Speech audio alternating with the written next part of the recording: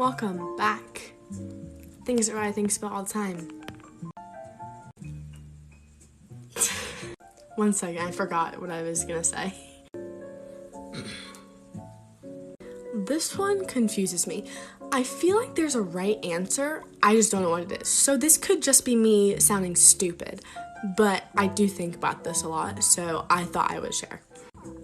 When people get tired, why do we yawn? I know, there's probably a scientific explanation.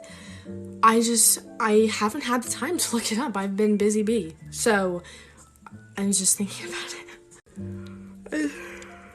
Sorry, now that I'm thinking about it, I'm yawning. And my nostrils flare when I yawn. Not cute. But I bet I just made you yawn.